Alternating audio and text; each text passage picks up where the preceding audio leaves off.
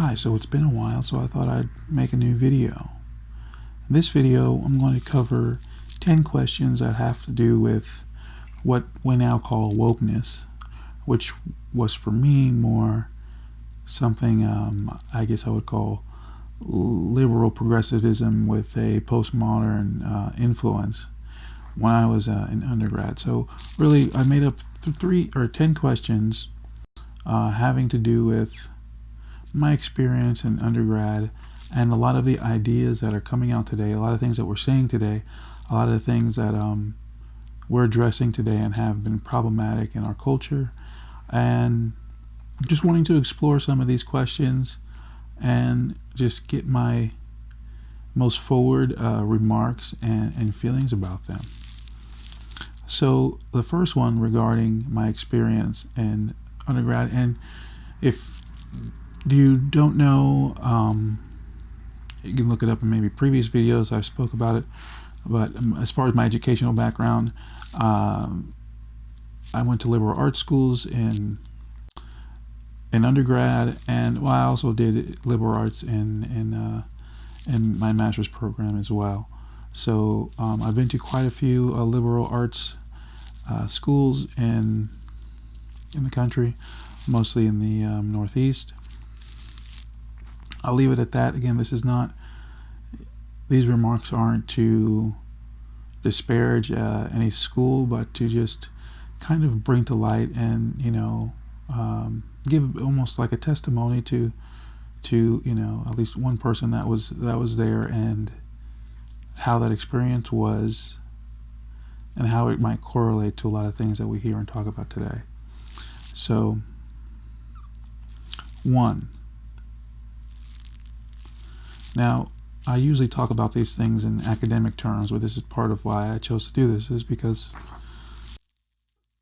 the academic stuff is nice, and we'll get back to that. There will always be more of that, but just to filter things out and to see how these academic ideas just correlate to more social aspects and just the overall kind of nature of how people interact and the cultural settings that these ideas create. So, number 1, was the atmosphere a bit cultish? Yes. That just goes to, everyone has to kind of think the same, So, what's now become, I think, more prominent in places around the nation, this was at liberal arts schools. When I was in school, it was about 2012. So that gives you an idea. I don't think it was as widespread. Now I know a lot of these ideas are now in the universities as well, but they're kind of cultish in a sense that, again, everyone has to think kind of the same way. Did female empowerment come across as contempt for men? Yes, unfortunately, and I don't know if that's something that can unfortunately be a byproduct of a lot of the feminist movement and the feminist ideology, is that a lot of it does come across as hatred towards men or contempt for men. What I also found was interesting when I was in school is that I found like a lot of women being peer pressured into it. Not that they actually were into it, but if you were a real woman, then you would be a feminist kind of thing. So there was definitely some contempt for men, which also made the male professors really uncomfortable too, which was an interesting thing. But then there was also a lot of peer pressure towards from women towards other women to be a feminist. Was talk or expression about religion taboo? Yes, absolutely. So you didn't talk about religion. There was kind of 3 things you knew not to talk about in a lot of these liberal arts schools and in these kind of cultural settings. You didn't talk about like anything patriotic. You didn't talk about the military, at least not in a positive way, and you don't talk about religion. That was kind of like the main 3 things that were very taboo, that you either didn't talk about, or if you talked about it, you should be talking about it probably in a disparaging way. And there was people that I knew that were very uncomfortable with expressing their faith as well. Did political correctness, this is number 4, did political correctness separate more people than it brought together? Yes, absolutely. And it'll go into my fifth question here. Maybe we can talk about that more than that fifth question, but yeah, absolutely. I mean, the whole thing of walking on eggshells and people are very uncomfortable.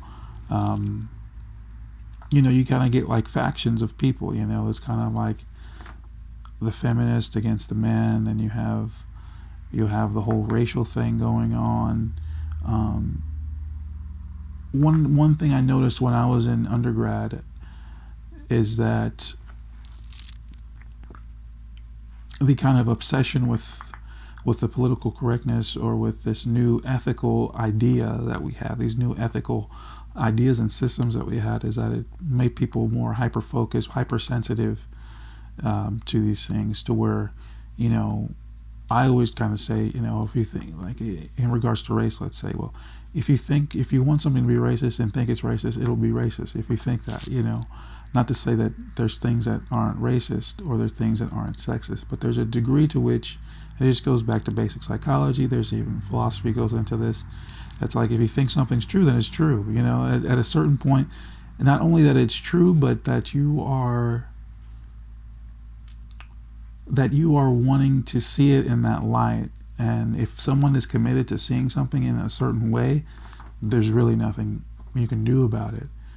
We know that enough just from life experience. If someone is truly convinced of an idea, it doesn't matter what it is, there's really nothing you can do about it. But in that culture, did it separate people, and did it make people feel like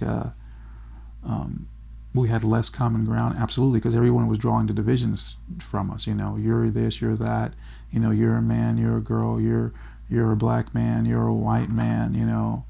I'm a Latino this, I'm a Jamaican that. Whatever. Everyone is on to these differentiating our groups rather than just getting along as normal individuals. That definitely separated people. Was there segregated housing? There was. So they were segregating housing for sex, and then also for race. Does segregated housing at a liberal arts school seem unusual? Absolutely. I mean, I don't know how else to say that. Absolutely, of course. I don't know if I have to go into why that's unusual, but it's a very well-cited thing. Apparently, this is something that Dennis, what's really funny, but this stuff has been going on for a long time. Because Dennis Prager talks about this all the time. And I'd never really followed Dennis Prager, been a fan of Dennis Prager up until recently. I mean, he's a very well-spoken, erudite individual that's very well studied, and he knows a lot about this stuff, and he's really able to talk about it in a really kind of mainstream, just like table talk kind of way, just not very academic, which I kind of appreciate. But yeah, he says this all the time, that one of the reasons I'm not liberal is because liberals believe in segregated housing. Now, obviously, I think that's not all liberals really believe in that. I don't even know. Well, I don't know that they so much believe in it, but it becomes a circumstance of their situation. Maybe I can talk about that more in another video. But the way that it happened at the school I was at wasn't like there were white liberals, white people forcing blacks not to live with them, but the culture was so toxic that people chose to separate themselves. So this is the kind of unique thing that you get with a lot of the political correctness, the social justice, the postmodern types, the progressives, is that they're not doing it outwardly. They're not separating people outwardly, but because of the way they try to marshal their ideas and their culture and everything, they tend to end up separating people anyway. It's not in an ostensive way. Maybe it's in a reactionary way, right? So there were black individuals on this campus that willfully chose to segregate themselves. I was even one of them at a certain point, I think I did my last semester in like all male of color housing, just because it was too uncomfortable almost to live around anybody else. Like I said, not because people were bad or we hated each other. It's just it's the I think the dysfunction comes from, everyone really being tailored to having so much bias. This is something that we don't seem to talk about too much, or maybe a lot of people don't understand. And this is something very much I thought that went over the heads of a lot of progressives and liberals at my school, and still does now. It's like, again, it goes back to the idea: if you believe something that's true, then you're always going to hold that kind of thing against somebody. So if you always think, like for instance, a lot of progressives think that all blacks are poor and ignorant and need to be educated, which is kind of racist, you see. But they think that because that's a lot of the books that they read. Mind you, a lot of the people that I went to school with from the Northeast, say from Vermont and places like that, New Hampshire, there's very low minority population in those places. So some of them never even seen a black person in their lives, but they had all these ideas from a lot of these books that they read that were well-intentioned books talking about poverty and everything. But the deal is, you walk upon those people, and if you were living with them, they think like, oh man, you're just some like poor guy that you're just trying to make it in the world, and this school just went out of their way to accept you in here, and we're trying to help you guys. And this is kind of, which is really obviously very demeaning. And this is where it comes down to the thing that I think a lot of liberals don't realize when they find people that are against it, especially colored people that are against it. And it's because of that kind of thing, is because you're still dehumanizing them. Again, it's not racism in the sense of saying you are subhuman, but you're kind of still coming to the same conclusion as, a racist person would.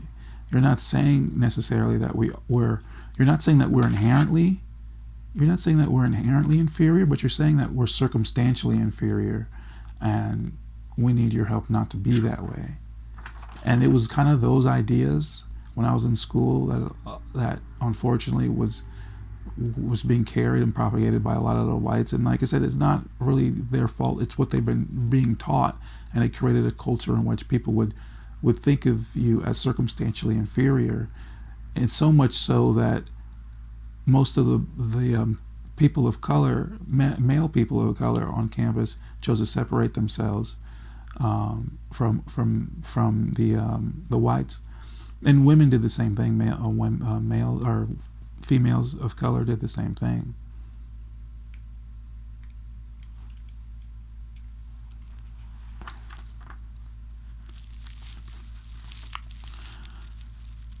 So on to number 7. After graduating was the way that Fox News hosts spoke about colleges and universities accurate? Yes. Now this was one of the just one of the most startling things. I don't really watch news. I'm never really big on news.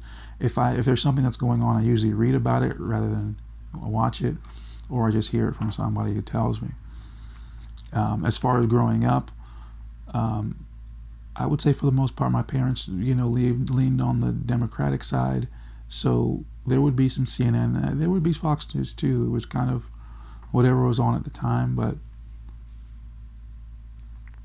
I remember, after years after graduating, really, I started to kind of think and wonder and just kind of get a feel for. I actually had a friend that watched Fox News a lot, and I kind of go in the room and kind of try to listen to see, what are these people about? I hear so many bad things, and like I said, I'm not really a fan of the news. I think they're both very biased, and to their political party, let's say, increasingly in modern times, right? In the last 10, 15 years, that's the way it's been. But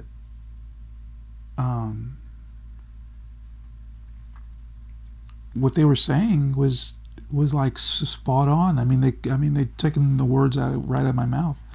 And again, which is just like, again, fascinating to me almost to hear like what I would say just ordinary, just not academic people that knew about these things and knew about these ideas. Like, Mark Levin, for instance, I haven't read any of his books, but I've heard him talk about the books that he has published, in regards to Marxism and all this stuff, which is very prominent in these universities. I mean, he knows he's got it on point. I mean, and it warms it just gives me such a sense of joy when I hear other people that understand and know about this stuff, especially those that aren't academics. I mean, Tucker Carlson talks about it. Anybody on Fox News, and it seems like they've been talking about it for a long time. So they know what they're talking about. I hate to I'm not trying to rally for their side or or legitimize them any more than they need. Obviously, they don't need me to do anything for them, but I mean, they know what they're talking about. I mean, it's just the truth is the truth, and I think that's just one thing I struggle with as well. When I tend not to really talk about politics. Most of the reason is that even though it was inculcated in part of my education, one of the reasons I don't like to talk about it is because I find that people have a hard time dealing with just objectivity. There's a lot of objectivity in what's going on today. It's like there's a place where these ideas came from. And this is one reason why I appreciate my education so much. And being an academic, that's what that gave me, and that's what that taught me. It's like there's reason for ideas. Ideas come from certain places, and we can actually track them. We can actually get you can get the books, and you can get the authors. You can, and you can read the whole thing, and you can read where that author came from and where he got his ideas from, and why this book is a response to this book, or this book and this person is a response to this guy's idea and that guy. It's a discourse. It's an ongoing conversation and discussion that's happening throughout time and history. Okay, so when I say like Mark Levin talks about, the people in the Frankfurt School, like Horkheimer and Marcuse, he knows about, that's true. It's true. It's irrefutable that there's, a camp of Marxist or Marxist sympathizers, which is really what's happened in the university. Is that it's not so much that everybody's a Marxist, it's that most people are very sympathetic to Marxism and very apathetic or really just hateful towards capitalism, So, but yes, I mean, a lot of the stuff they say, pretty much 100% of what they say about what goes on in university, especially today, I think, and I don't think that's refutable now today. I think it's gone out. I think most people know that there's a problem in universities. But yes, what they say is fairly accurate to my experience. Number 8. Was what they now call wokeness kind of like the new religion? Yes, absolutely. Wokeness does kind of, and that's an ongoing discussion today, but it does take place of the sign of kind of religion. You find the same kind of things that you have in religion, like the initiative or desire to atone. That's a lot of why what I found when I was in school, and why it made it so awkward was like there was this facility of which Shelby Steele talks about a lot. Actually wrote a book entitled White Guilt, and there was a lot of that, which what I felt, and that's part of why it made it awkward to deal with people, is because you would have these people that felt like they were like guilty, and they felt like they were responsible for things they weren't responsible for, and making all these leaps and assumptions about your life because you were a person of color, and as I talked about earlier, that you were circumstantially inferior and all this stuff. But it came from this like sense of having to atone because they're like their new political schema, which almost functioned in a way as a new religion, called them to atone for their sins. And there was this original sin of whiteness, and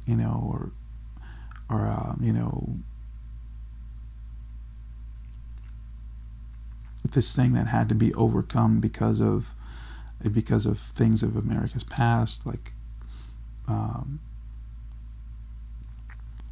the wars against the Native Americans, or segregation, or slavery, and all that.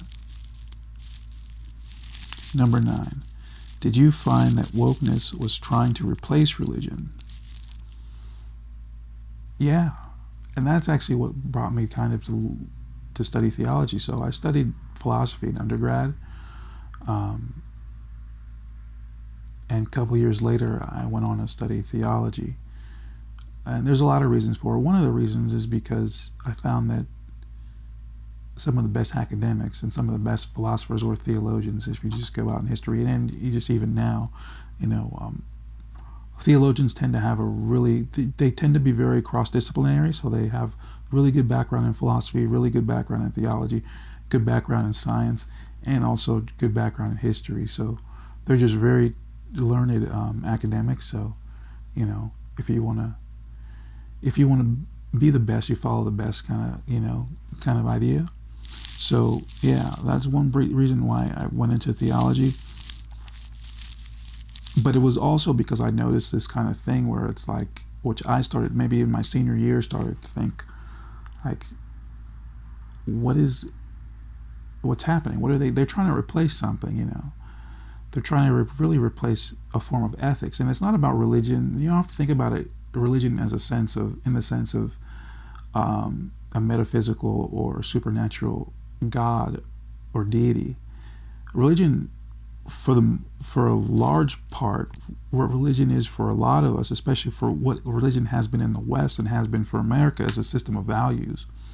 And they're trying to replace a system of values with first deconstructing that system of values and saying that it's actually predicated on evil, essentially patriarchy, oppression, sexism, racism. It's trying to say that those values are predicated on evil, and through destroying those values, now will crop up these new values.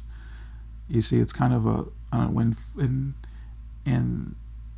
in philosophic terms and academic terms, we call these kind of ideas like a philosophy of negation, right? So once to negate this and bring up something else out of it. You can see that today there aren't really necessarily ostensive values that liberals fight for. It's mostly values that they're against that you hear about.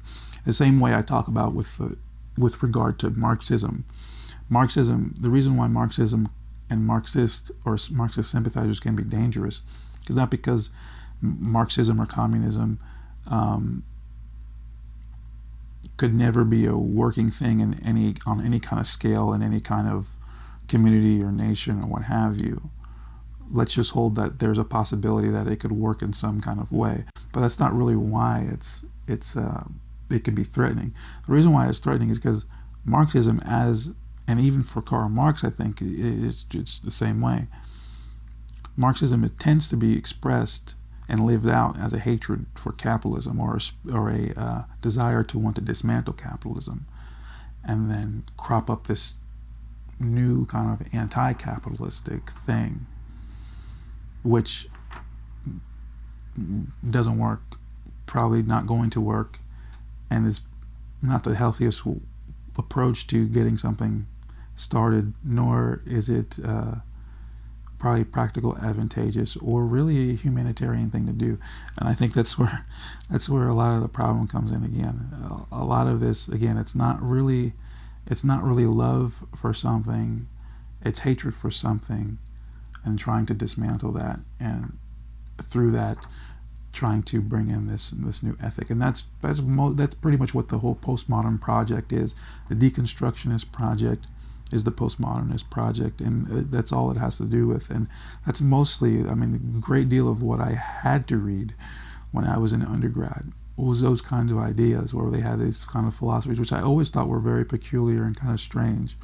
But seeing that these philosophies had a political motive, Derrida, Michel Foucault, people in the Frankfurt School, there was a political motive here. They weren't just writing these things as philosophers. They were writing these things really to convince people, I think particularly young people or people in the academy, that the Western society was bad, basically, and evil, and that to be a righteous person, the best person will reject these kind of values and way of life. Number 10, last one. Do you regret it? Absolutely not. I love education. I love the liberal arts. I love the arts in general. Philosophy, I think, is a beautiful thing. Being a learned person, I think, is a beautiful thing. Academics, I love it. Like I said, years later, I went to the University of Edinburgh and got my master's in science, religion, and philosophy. So I'm all about academics, and not only that, I mean, it gave me the opportunity and kind of, firsthand experience into really witnessing basically the rise of postmodernism and basically the rise of wokeism is what we call it today. I think about these terms really and mostly of the birth and rise of postmodernism, because my background being in philosophy, that's really where these ideas come from. But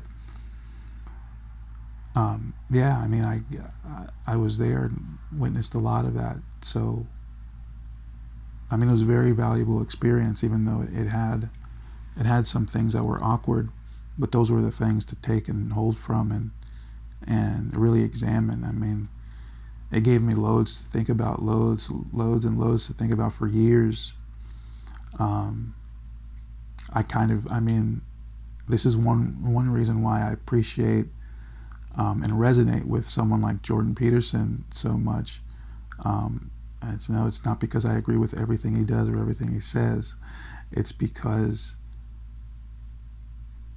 he's lived through a similar experience, because he's been a college professor. He's experienced this on the end of being an educator in the system I experienced as a student.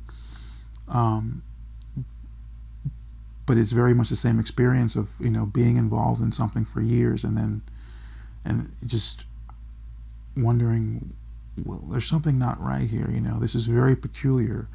Seems very unhealthy, and this seems weird, beyond weird. Like, this seems very counterintuitive, counterproductive. I mean, Thomas Sowell is another one, I think, who's seen that throughout his experience when he was teaching.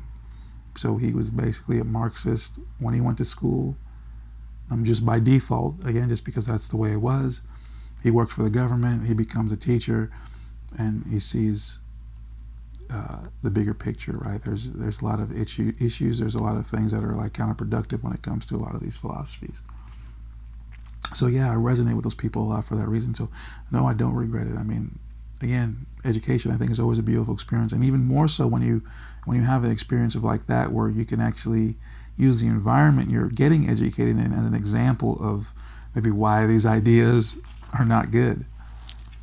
So I appreciate you guys watching. I hope that was a little insightful, and I'll be back here following up with some more videos and introducing some new content to you as time goes on. Thank you.